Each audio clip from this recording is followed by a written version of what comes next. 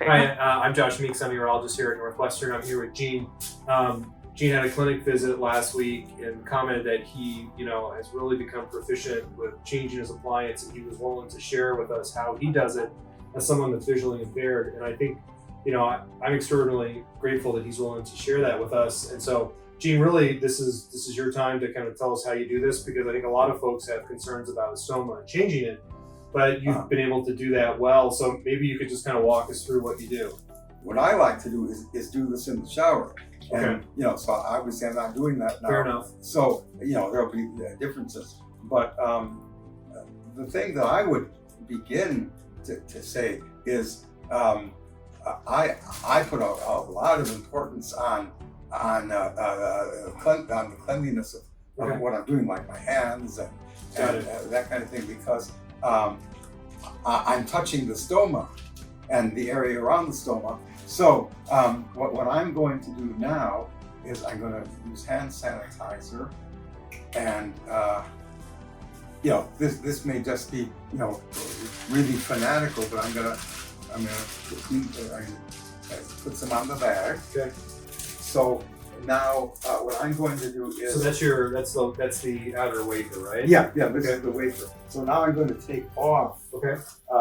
the whole everything. Okay. And when did you put this one on, Gene? when? Oh, well, I was supposed to change it yesterday, but And how long do you usually get on one appliance? well, I was told to do this every 4 days. Okay. To change them every 4 days. Got it.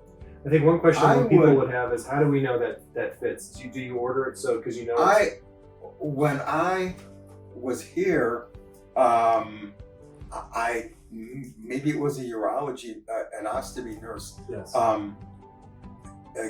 said I should use this size because it pretty well matches the size of the stoma. Okay. So now, if I were doing this, I would use, like in the shower, I would wash the area like with mild soap, or like people might want to use something else, like a wipe if they're not in the shower. Right. They might want to use I don't know what, like maybe an alcohol wipe. Okay. And now the thing to keep in mind about this is, this being a circle, Mm-hmm. I want to put this finger at the very top of the circle, Okay. and this one at the very bottom of the circle. Okay. So so when I move it around to make sure it's right, it's like that. I find the stoma. Yep. And my fingers, since they're right at the top and bottom of the circle, when the stoma is at its widest in relation to my fingers, like I move it back and forth to be sure. So now the stoma's at its widest, and that means that it's fitting properly all around. And now I take off the paper backing, and I do it on the bottom first. Okay. So now that's on, and I didn't show you this. I tend to pull it a little, like let's say I get the adhesive off of the bottom and I pull it down, and then I pull this up. As you move it around, you'll find an area where it sort of fits a little bit. Okay. And when you get to that area, you can practice and get it good, or get it well. Then you start at the top and go around, and you won't feel much until you get to the bottom usually, and then you'll feel a snap. Okay. You seem so comfortable with this. Can I ask you, Gene, how long has it taken you to build up that experience? Well, I